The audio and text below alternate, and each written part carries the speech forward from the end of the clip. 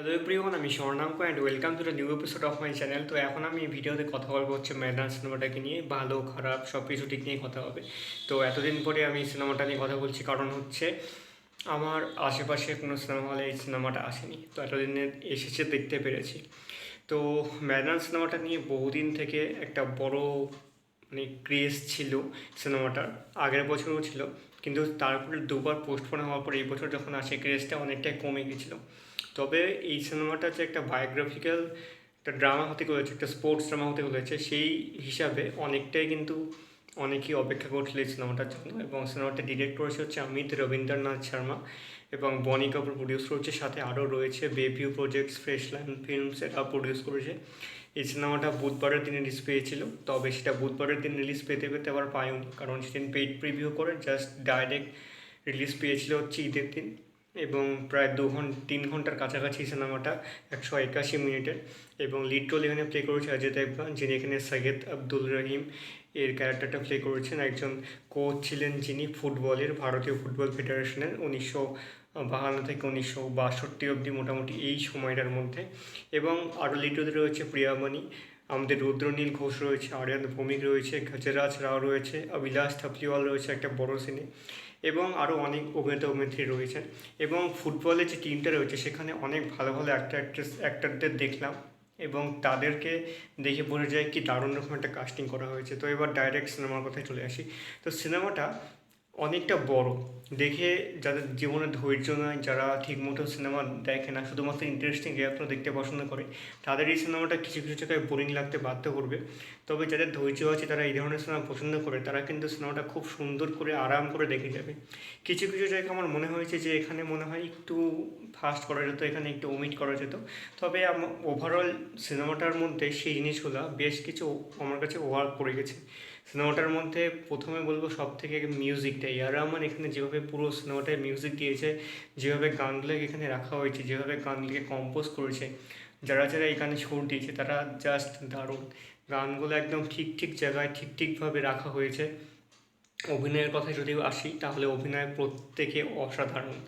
অজয় দেবগন এখানে আমার মনে হয় নিজের কেরিয়ারের যে বেস্ট সিনেমাগুলো আছে তার মধ্যে এইটা অবশ্যই থাকা উচিত।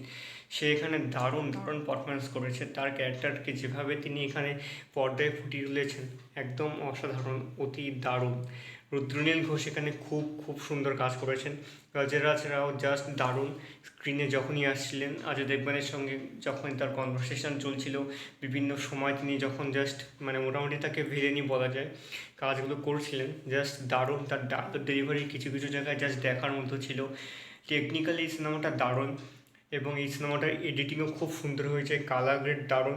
ক্যামেরার কাজ এখানে সবচেয়ে সেরা বলতে হবে, কারণ এখানে খেলাগুলোর মধ্যে যেভাবে ক্যামেরাগুলোকে মুভমেন্ট করানো হয়েছে, যেভাবে ক্যামেরাগুলোকে এখানে শর্টগুলো দেওয়া হয়েছে, যেভাবে ধরা হয়েছে, আলোর কাছে যেভাবে যেখানে ফেলা হয়েছে, সেগুলো দেখতে খুব খুব সুন্দর লাগে। স্পোর্টস ড্রামাতে নর্মালি অ্যাকশন ডিরেক্টর অন্যরকম হতে হয়, এবং এখানে অ্যাকশানগুলো স্পোর্টসের মধ্যে অ্যাকশান ঠিক না, মানে যেগুলো ধাক্কাধাক্কি হয়, যেভাবে সেগুলোকে সেট করা হয়, যেভাবে স্ক্রিপ্টেড থাকে, সেগুলো কিন্তু খুব সুন্দর করে এখানে দেখানো হয়েছে।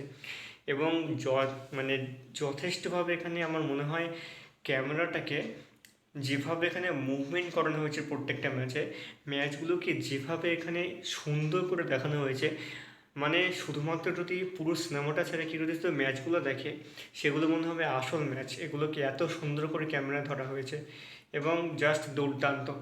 অভিলাষ থাপলিওয়াল এবং আরও একজন অ্যাক্টরকে দেখলাম এখানে পুরো ম্যাচগুলোতে, যেগুলো যেগুলো ওখানে ইন্টারন্যাশনালি ম্যাচ হলো অলিম্পিকে, সেগুলোতে কমেন্ট্রি করে যেতে তিনি জাস্ট ফাটিয়ে দিয়েছেন। এমনি আমাকে তাকে ভালো লাগে, এবং এই সিনেমাটা তিনি দারুণ কমেন্ট্রি করে তিনি জাস্ট মানে ফাটিয়ে দিয়েছেন, জাস্ট দারুণ কাজ করেছেন। ওভারঅল সিনেমাটার মধ্যে আমার কিছু কিছু জায়গা মনে হয়েছে কেটে দেওয়া যেত, আবার কিছু কিছু জায়গা না কাটলেও হতো, ঠিকঠাকই রয়েছে। তো একটু বড় হয়েছে অবশ্যই সিনেমাটা, মোটামুটি আর 10 মিনিট বা 15 মিনিট কম হলেও হয়তো ভালো হতো। তবে এখানেই সেই সিনেমাটা থেকে যাবে, পরবর্তীকাল যখন আসবে 10-12 বছর পর এই সিনেমাটা নিয়ে অনেক কথা হবে। এবং এই সিনেমাটায় বাংলার যারা অভিনেতা অভিনেত্রীরা কাজ করেছেন তারা জাস্ট খুব খুব সুন্দর। শাওনি নামে একজনকে চিনি আমি, একজন অভিনেত্রীকে, তাকে এখানে খুব ছোট্ট সময় একটা দেখলাম, এবং সত্যি জাস্ট দারুণ লাগছে তাকে ওইটুকু সময়ের জন্য দেখতে। এবং সিনেমাটা জাস্ট মানে মনকে জিতে নিয়েছে। সত্যি খুব একটা ভালো একটা সুন্দর স্পোর্টস ড্রামা, অনেক দিন পর দেখলাম। এবং এর আগে স্পোর্টস ড্রামা দেখেছি, তবে চাকরি ইন্ডিয়ার পর যা কিছু কাজ হয়েছে তারপরে 83টা আমার বেশ ভালো লেগেছিল।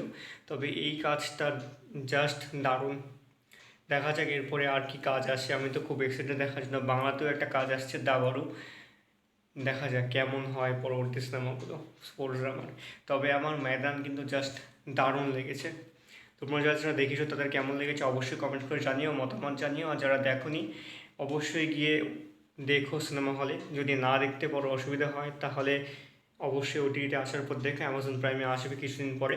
তবে যদি দেখার সুযোগ থাকে মিস করো না, এই সিনেমাটা খুব সুন্দর একটা এক্সপিরিয়েন্স দেবে, একটা খুব সুন্দর শান্তি দেবে মনে। তো এই ছিল আজকের ভিডিও।